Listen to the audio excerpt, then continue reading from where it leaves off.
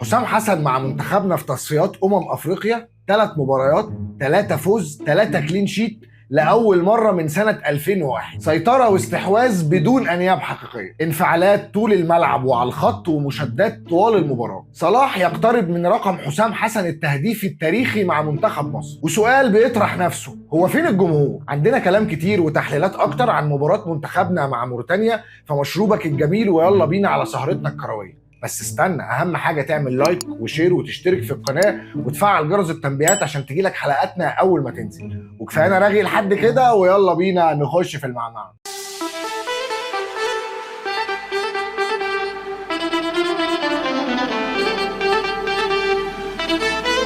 مشجعين الكوره في كل مكان، السلام عليكم ورحمه الله وبركاته، واهلا بيكم في حلقه جديده من هندسه التحليل. اكيد طبعا بنبارك لمنتخبنا الفوز على موريتانيا 2-0 بهدف لتريزيجيه في غايه في الجمال والروعه. ايه يا ابني الحلاوه دي؟ طب لو يتبروز يا جماعه، مش ممكن الجون وحلاوته.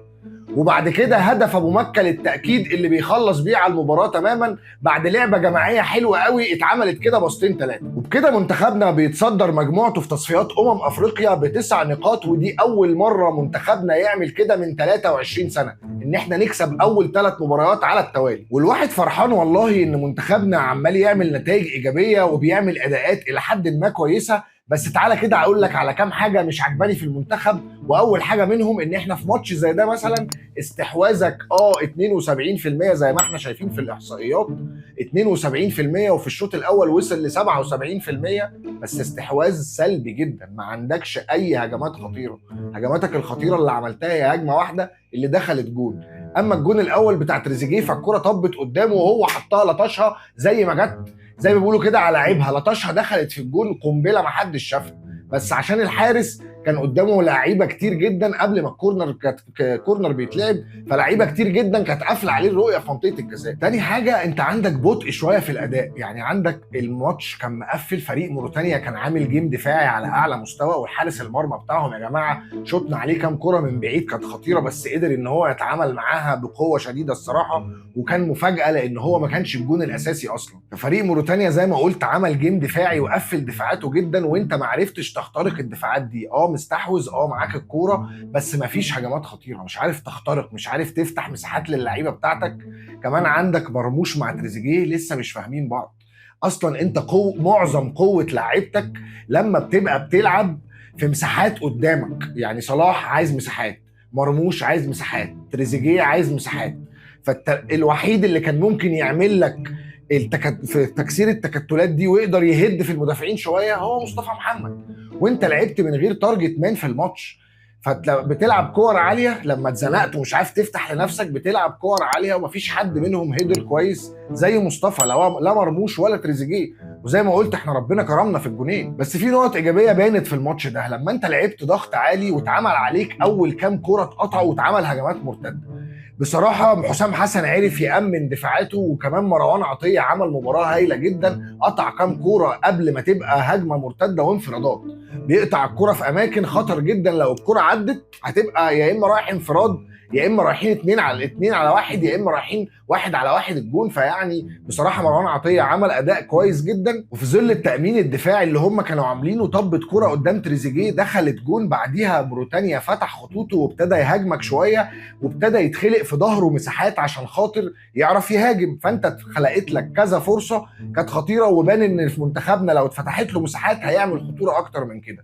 وبان قوي في الكوره اللي عملها ثرو لوب مروان عطيه لمحمد حمدي، وحمدي عمل اوفر عالمي وصلاح في الجون على طول وامن المكسب ب2-0. ولو انت لسه مكمل معايا لحد هنا ما تنساش تعمل لايك وتشترك في القناه وسيب لي رايك في الحلقه في الكومنتات، ويلا بينا نكمل. صحيح فريق موريتانيا ما عرفش يختبر دفاعنا اللي هو يعني ضغط علينا ضغط عالي وان احنا نقدر نقول ان خط دفاعنا بامان، بس الى حد ما الكام كوره اللي عدوا عرفت تتعامل معاها، وبقالك 3 ماتشات بتطلع بكلين شيت.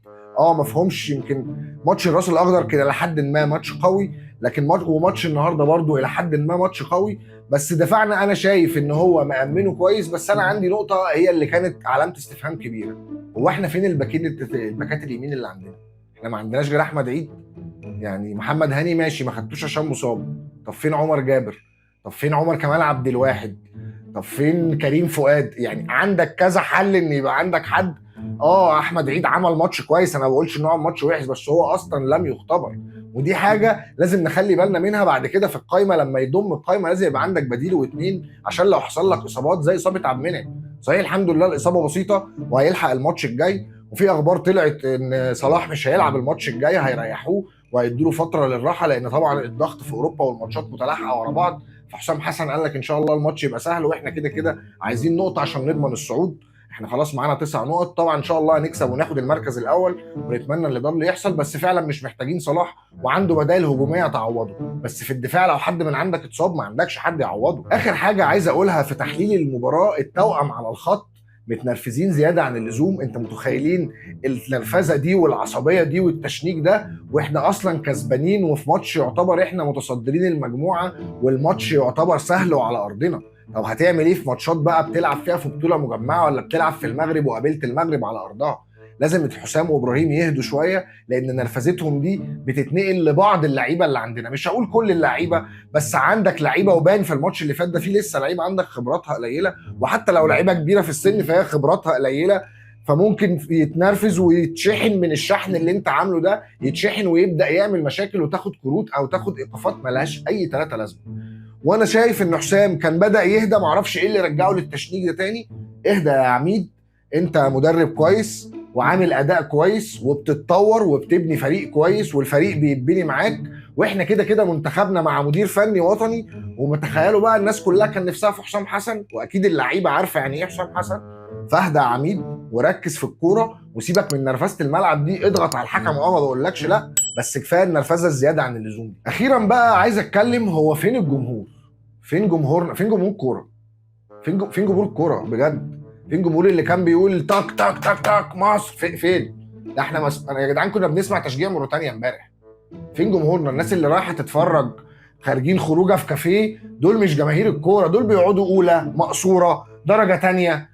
لكن جمهور التالتة يا باشا ده هو جمهور الكوره، وانت رفعت اسعار التذاكر قوي على الجمهور، فالناس اللي هي بتشجع كوره بجد ما بتروحش. ده سبب من الاسباب. وفي سبب تاني وانا الصراحه متضايق اني بقوله، ان جمهورنا بطل يشجع منتخبنا. الناس بقى عندها تعصبات لانديتها اكتر من المنتخب، ودي حاجه تحزن الصراحه. منتخبنا ما هواش احسن حاجه الفتره اللي فاتت، بس احنا عمرنا ما كنا بنشجع الحد عشان بيكسب. انت دايما بتشجع النادي او المنتخب عشان انت بتحبه. ده سواء الانديه اللي هي يعني انديه في الاخر، هي انديه سواء في اوروبا او محليه، فانت بتشجعه عشان يكسب. فما بالك المنتخب؟ يعني انت بتشجعه مش عشان هو بيكسب، علشان يكسب. لازم نرجع التشجيع بتاعنا. قوة مشجعينا وقوة جمهورنا اختفت. استاد القاهرة كان بيرعب الناس زمان، لما كانت بتيجي ماتش حد من افريقيا بيلعب على استاد القاهرة بيبقى عامل حسابه قوي على الجمهور والضغط على الحكم والضغط على اللعيبة والتصفير والتشجيع طول ال90 دقيقة. ده اختفى تماما. ارجو ان الجماهير ترجع تاني تروح للمدرجات وتشجع منتخباتنا، وارجو من الناس اللي مسؤوله عن الكوره ترخص على الاقل اسعار تذاكر الدرجه الثالثه. ما بقولكش يا عم المقصوره والدرجه الاولى والدرجه الثانيه، الدرجه الثالثه بس، هو ده اللي احنا عايزينه، شويه المدرجات بتاعت الثالثه واحنا هنتصرف. واخيرا اكيد اتمنى ان منتخبنا يوصل كاس العالم ويوصل افريقيا وياخد كاس افريقيا. بقالي كتير ما شفتش منتخبنا بيرفع بطوله افريقيا، فاتمنى ان ده يحصل على ايد العميد، هتبقى بصراحه حاجه تاريخيه. وبكده انا خلصت كلامي، بس كلامنا سوا اكيد لسه ما خلصش. لو عجبتك الحلقه ما تنساش تعمل لايك واشتراك في القناه، وسيب لي رايك في الكومنتات، وتفعل جرس التنبيهات عشان يوصلنا حلقاتنا اول ما تنزل.